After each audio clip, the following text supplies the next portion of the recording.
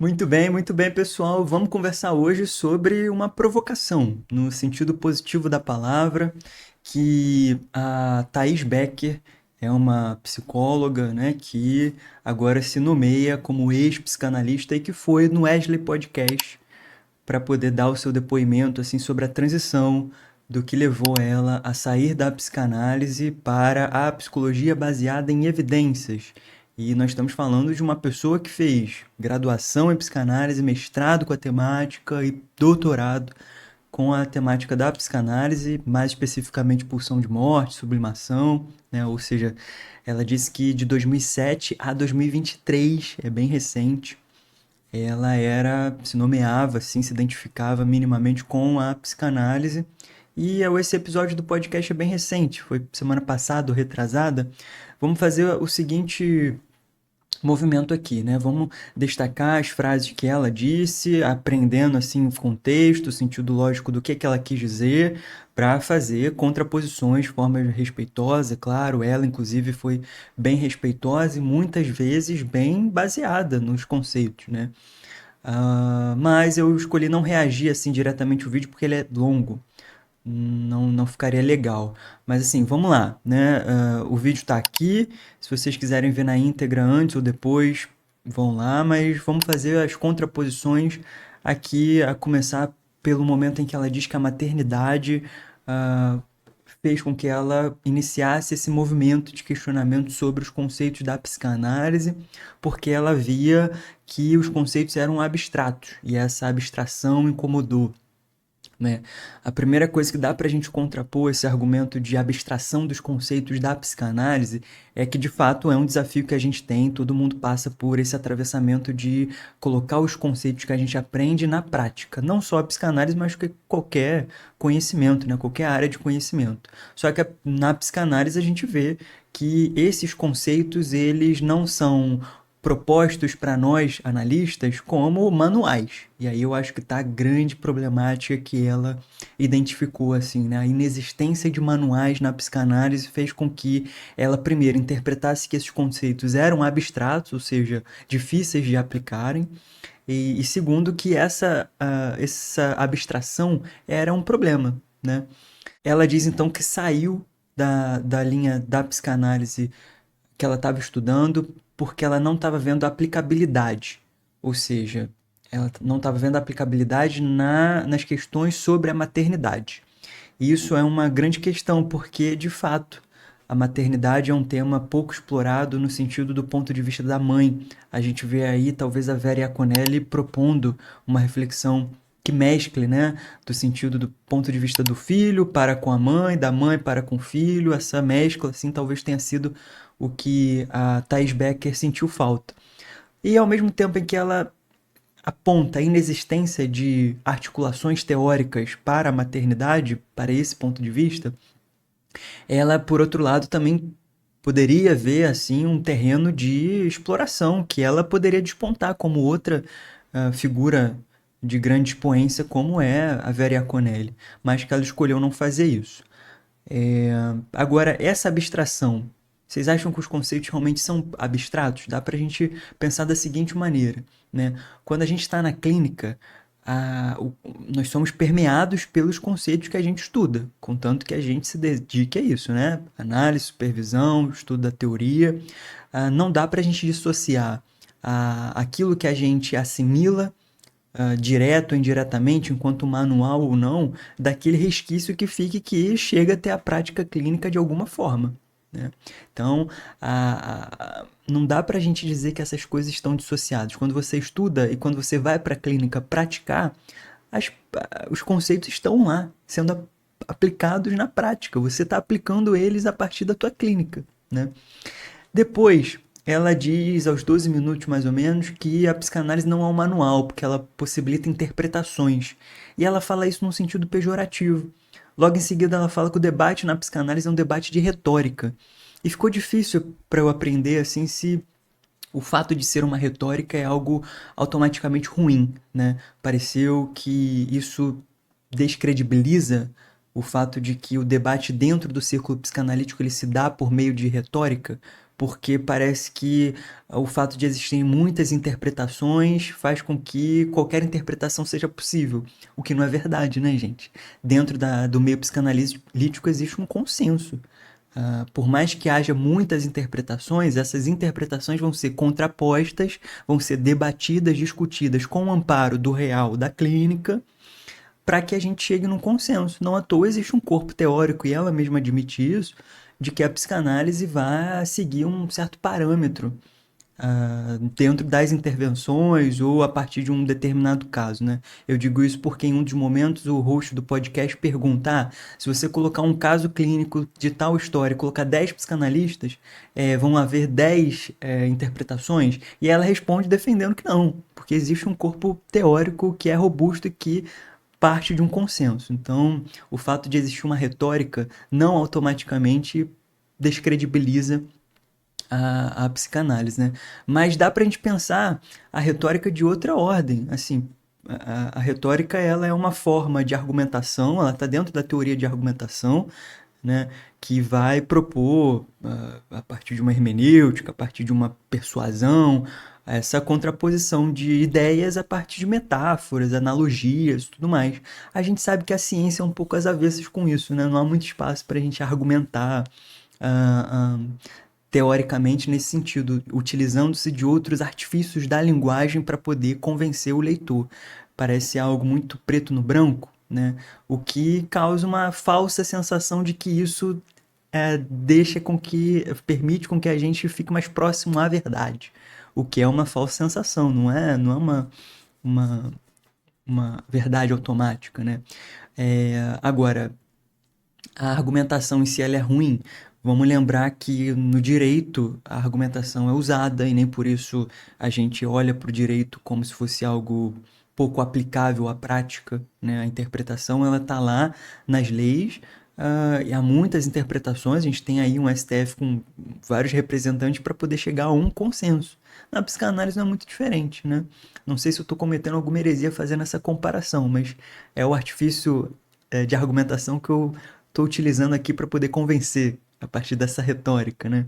A teoria da evolução é outro exemplo disso, gente. A teoria da evolução ela é uma argumentação que usa, inclusive, de analogia, né?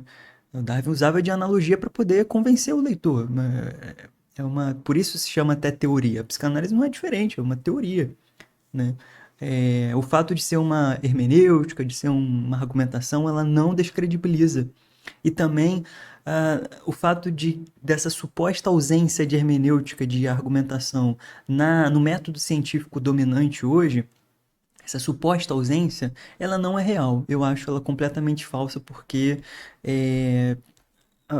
as evidências, os resultados das evidências que a gente vê como resultado das grandes pesquisas, assim, elas requerem uma interpretação. Elas também não são dados que automaticamente vão se explicar, né? Elas vão precisar de um cientista para poder explicar elas. E dentro dessa explicação há uma interpretação, ou mesmo pelos parâmetros que se estabelece para fazer a tal pesquisa, existe ali um atravessamento pessoal, um certo ponto de vista, né? São atravessamentos que vão influenciar a pesquisa.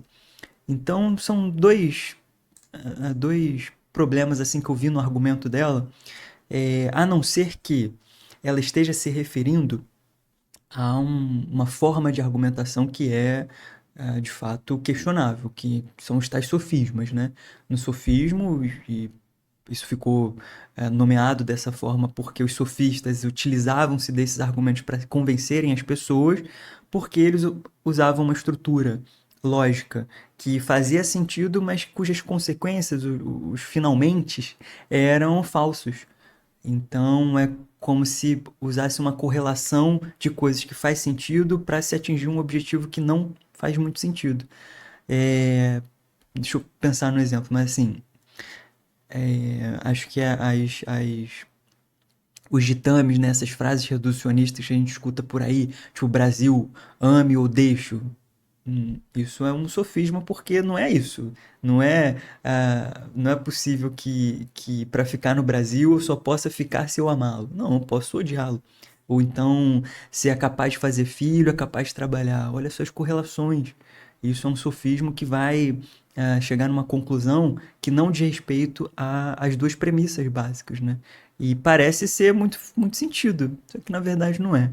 Então, a não ser que ela esteja falando de um sofisma, o que não ficou muito claro, não parecia isso, a gente não pode supor que ela quis dizer isso, né? Mas a não ser que ela esteja falando de um sofista, essa argumentação retórica ao qual eles se referem, ela não vai ser um problema, né? Depois, aos 19 minutos, o host fala de um certo trabalho que ele entregou para uma professora de psicanálise que pediu um resumo, uma resenha da interpretação dos sonhos. E aí, ele disse que entregou esse trabalho com uma receita de bolo no meio e ganhou uma nota boa.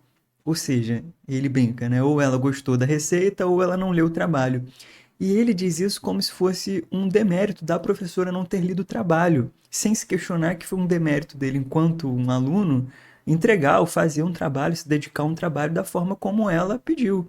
Então, assim, foi, foi, foi estranho ouvir isso, mas acho que o contraponto é trazer a responsabilidade para ele, né? Não pareceu que ele vinculou assim a falta de compromisso numa leitura que ela deveria fazer dos trabalhos com essa tal pegadinha para provar o ponto de vista dele de que a psicanálise, um professor de psicanálise, ele não se dedicou, né?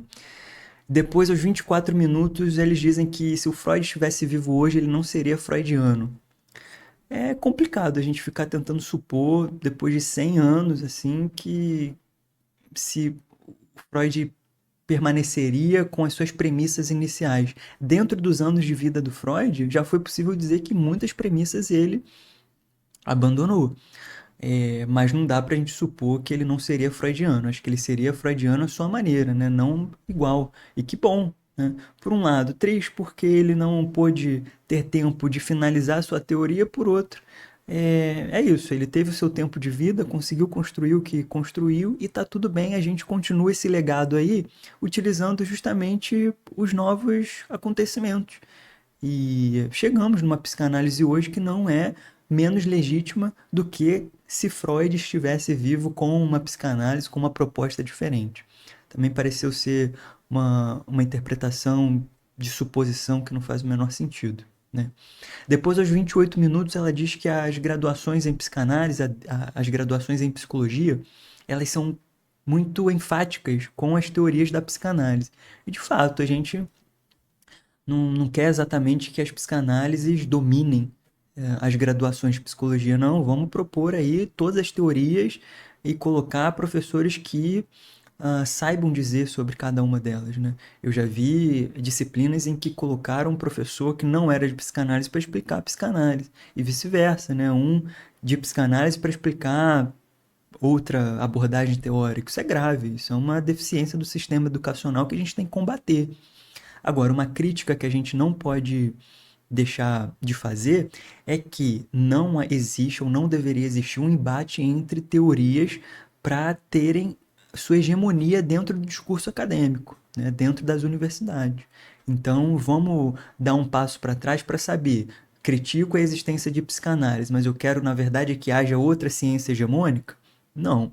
Vamos tentar distribuir aí conforme o desejo desses alunos, uma vez advertidos do que cada disciplina, de cada teoria quer dizer, para propor a eles um ensino que seja minimamente mais compatível com o que eles desejam, né? O problema não está na ênfase na psicanálise, o problema está na ênfase em qualquer teoria.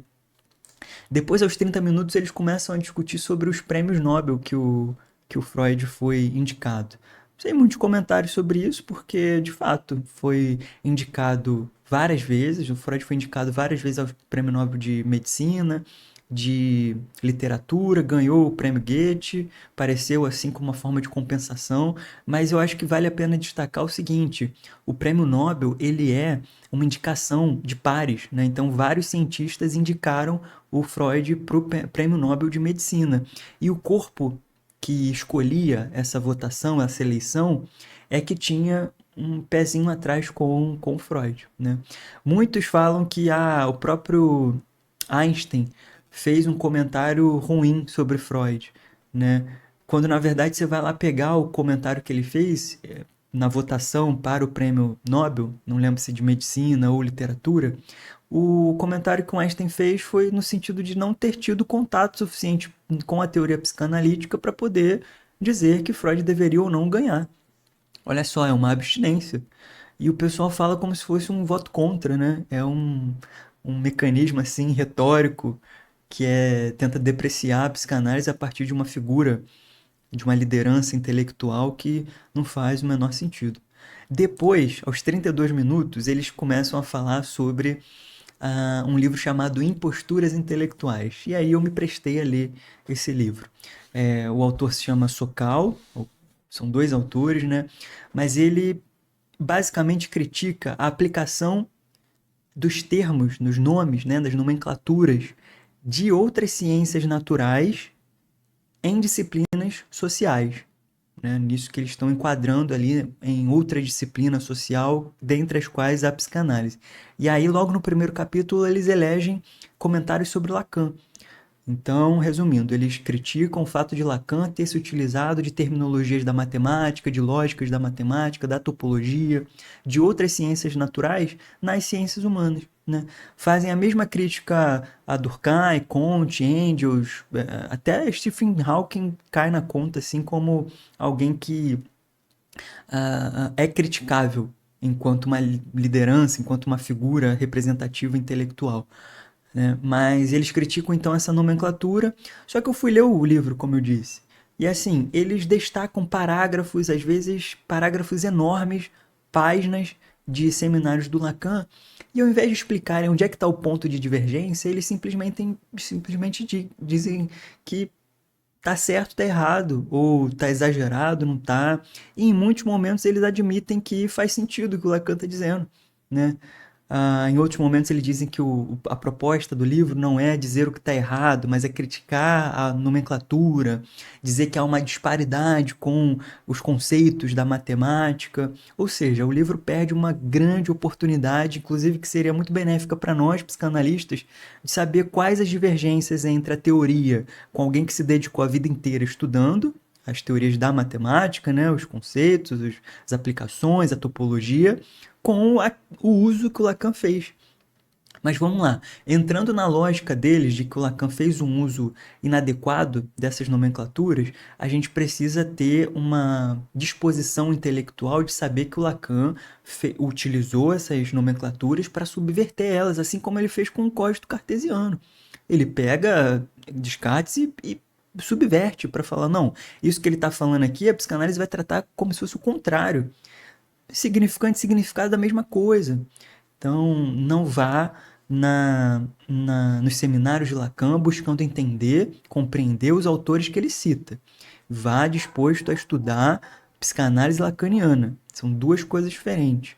Se você quiser contrapor a teoria de Jacobson, a teoria do Saussure, as topologias, então se dedica a estudar os autores e depois contrapõe eles com Lacan. Mas entenda que o Lacan propôs uma psicanálise lacaniana. E aí os autores, então, eles fazem comentários que são muito adjetivos, né? Eles fazem juízo de valor sobre o que o Lacan está falando. Por exemplo, primeiro, eles falam o seguinte: deveria lembrar que a nossa crítica não cuida principalmente de erros, mas de manifesta relevância da terminologia científica para o tema supostamente sob investigação.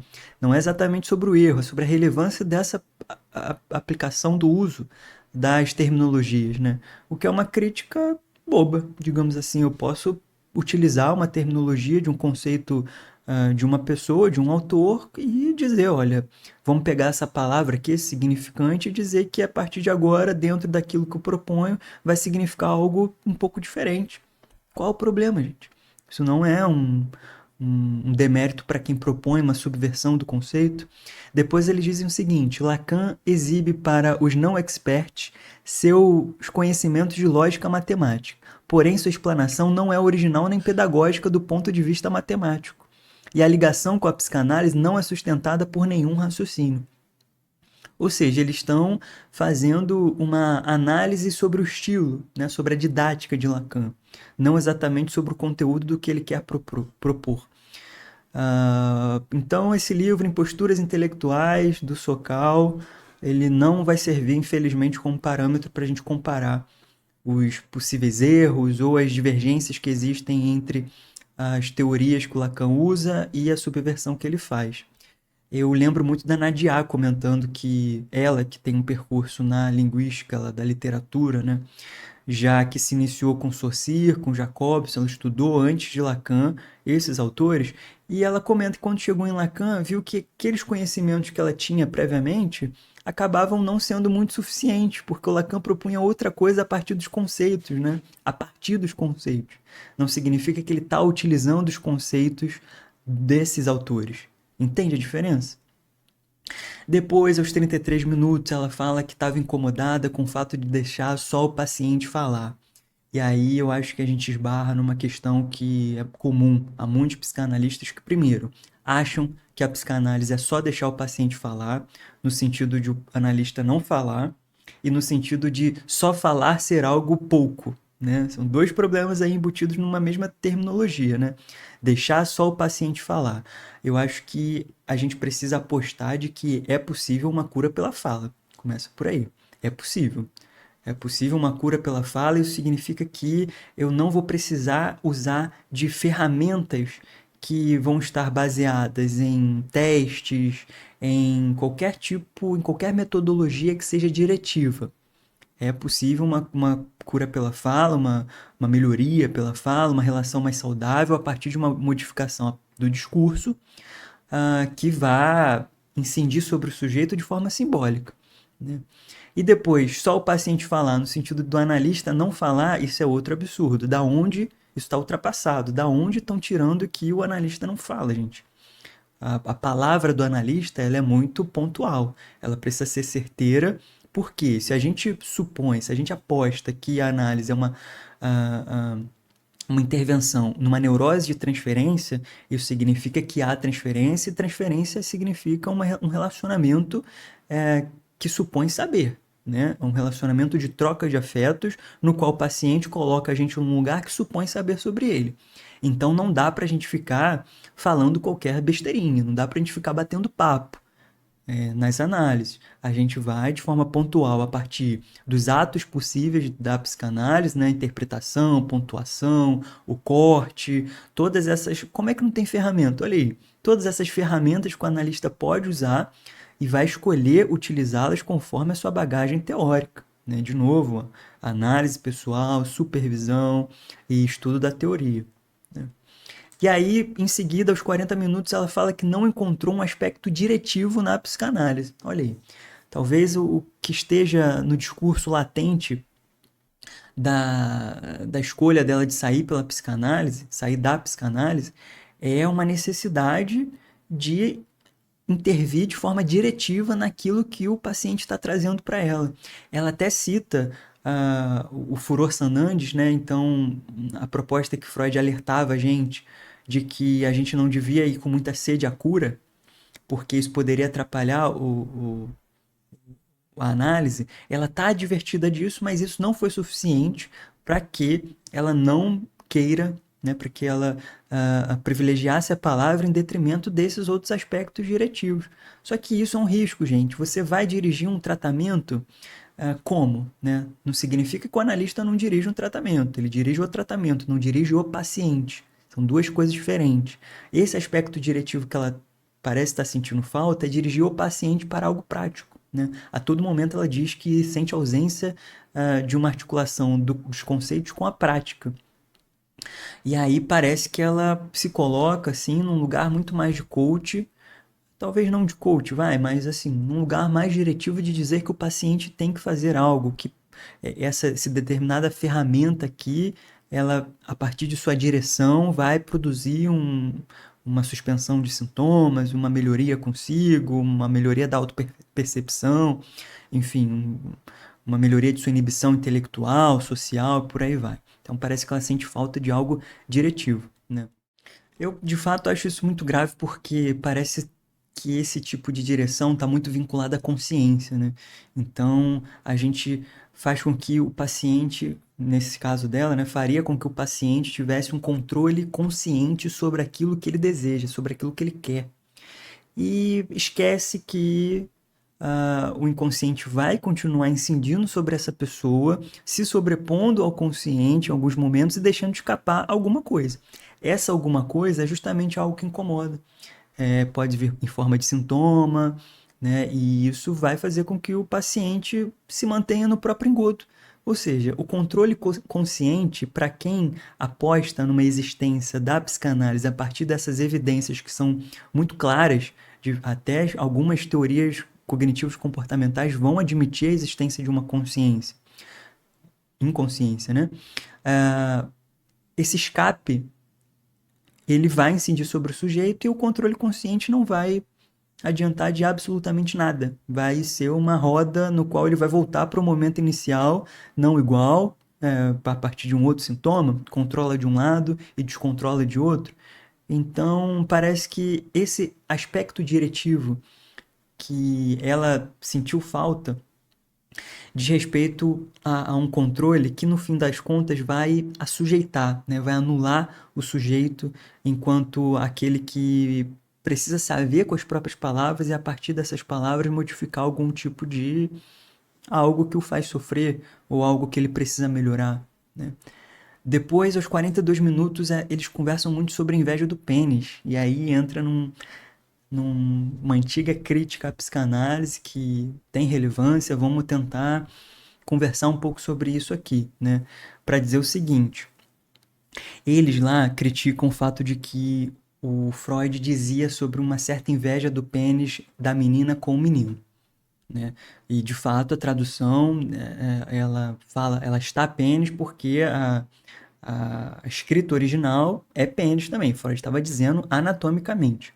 Só que isso não significa que era o que Freud queria, era o que Freud interpretava a partir dos dados, das evidências que ele encontrava na clínica dele, né? O corpo teórico que ele constrói, ele não é tirado da cabeça do Freud, também é, mas enquanto evidência clínica que o Freud viu se repetir na sua própria experiência, com os pacientes neuróticos. Então, não se trata de um tropeço moral, ético do Freud, porque ele observou e construiu uma proposta de inveja do pênis. Agora vamos para outra parte da crítica, né?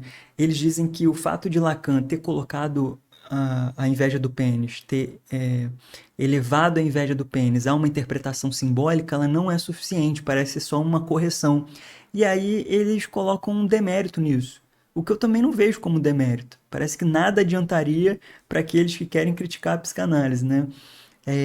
Não é um demérito. Se a gente quer uma interpretação que seja ainda mais ética, que ultrapasse esse possível engodo da linguagem utilizada, da nomenclatura, o Lacan vem aí propondo. Então, por que não a teoria, a releitura do Lacan, ela não dá conta dessa problemática em Freud?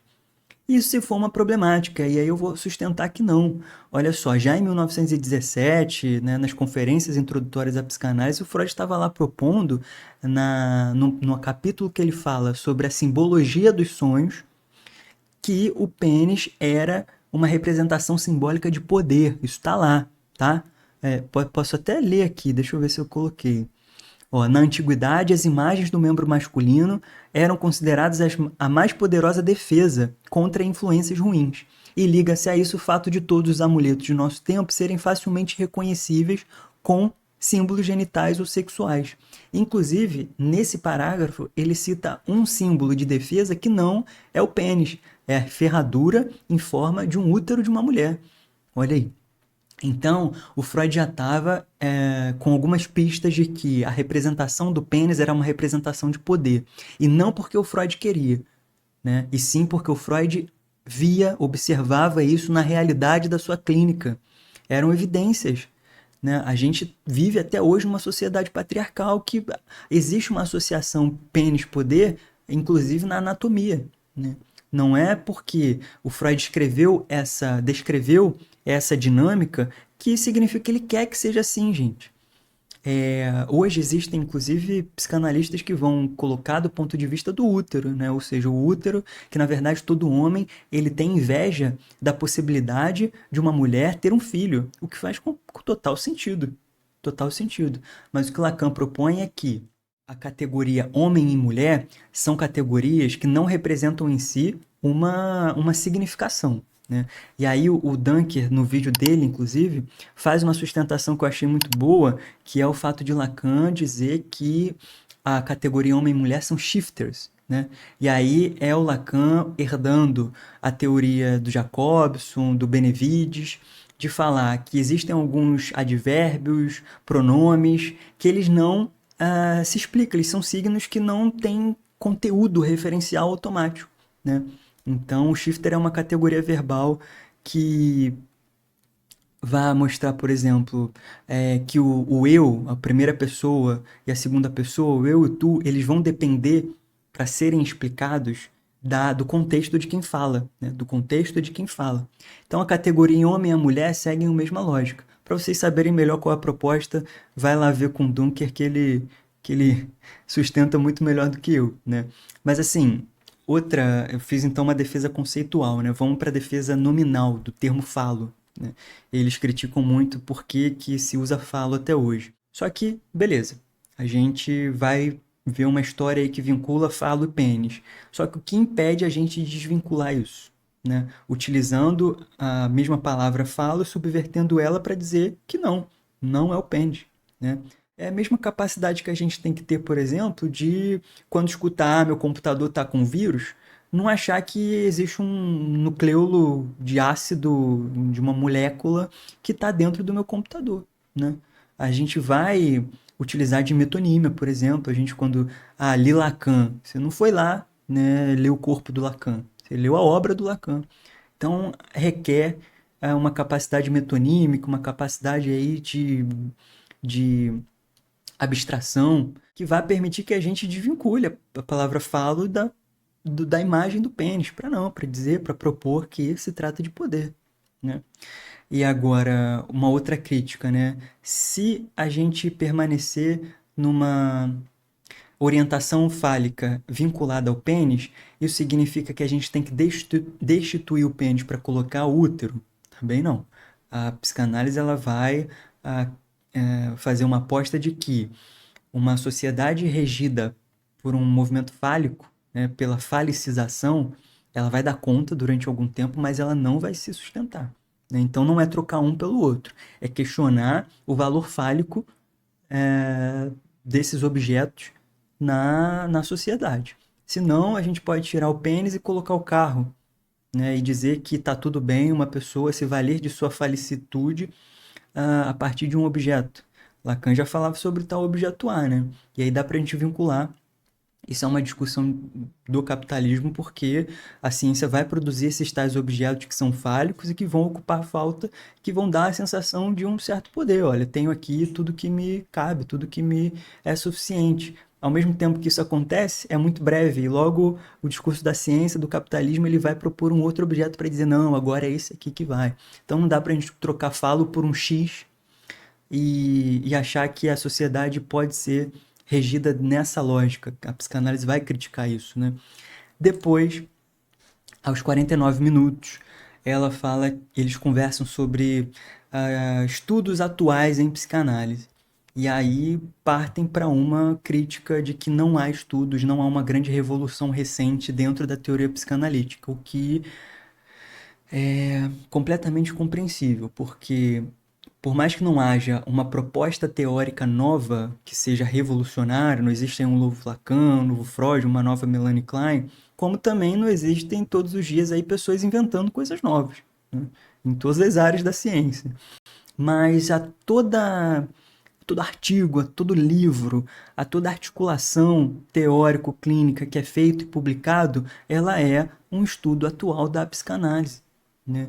Por que eles estão achando que esses estudos atuais precisam vir a partir de um achado revolucionário, gente? Sendo que nem a ciência que eles estão servindo vai fazer isso, né? Você lê esses artigos, estou aqui com tem um vídeo aí do meu artigo da Marraio, que vão fazer várias propostas de articulação teórico-clínicos que vão ser estudos atuais, estudo de pessoas de hoje, de crianças, né? E aí eles questionam em certo momento como a psicanálise poderia tratar, por exemplo, uma pessoa que é viciada em pornografia, uma criança que é viciada em pornografia e que fica mexendo no celular, e sendo que na época que Freud inventou a psicanálise nem tinha celular. Pelo amor de Deus, gente, como é que isso pode ser um argumento para tirar a possibilidade de intervenção da psicanálise?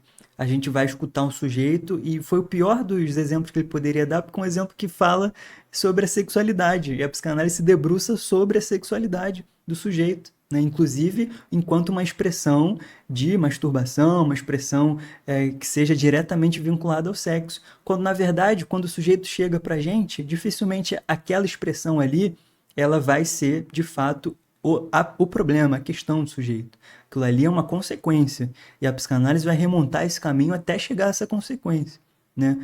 E aí, enquanto alguns estudos de outras teorias vão partir e se ater a essa expressão, ou seja, ao consumo da pornografia, né, para propor uma suspensão do uso, uma suspensão do ato, por meio de atividades diretivas que vão dessensibilizar ou vão impedir, vão substituir, a psicanálise vai olhar para todo esse caminho anterior que levou o sujeito a isso, que não passa pelo celular, aliás, que não se reduz ao celular, ele passa pelo celular, mas não se reduz ao celular, às tecnologias, não, a gente está falando de sexo, a gente está falando de vício em sexo, e sexualidade, sexo é a coisa mais antiga que existe, né?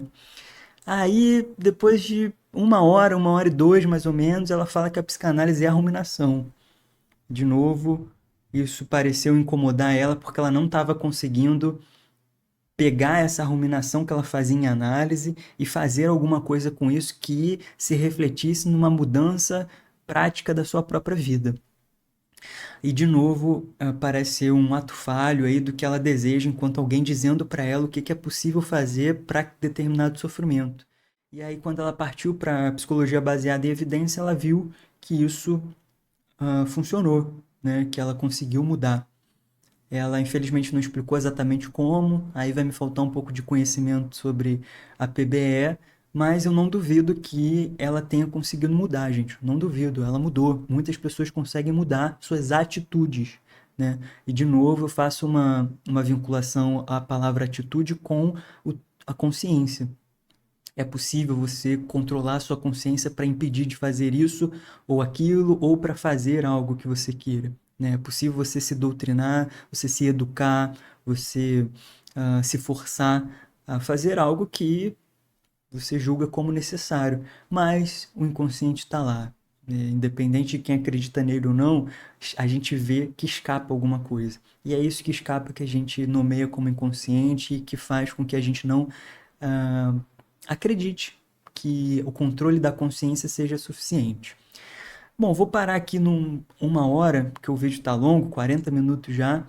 Se vocês quiserem, eu analiso o restante desse ou outras questões, ou outras reações, né, depoimentos de ex-psicanalistas, mas tá aí. Acho que deu para a gente fazer um apanhado do que é teórico, do que é angustiante na nossa clínica, para falar de vários temas diferentes, né? Fizemos até uma crítica de livro. Essa tal Posturas Intelectuais é um baita livro, hein? Mas vamos deixar aí decantar o que a gente discutiu. Fala aqui nos comentários o que vocês acharam, qual foi o deslize que eu cometi, o que eu deixei escapar, para a gente começar o debate, tá bom? Abraço, tchau.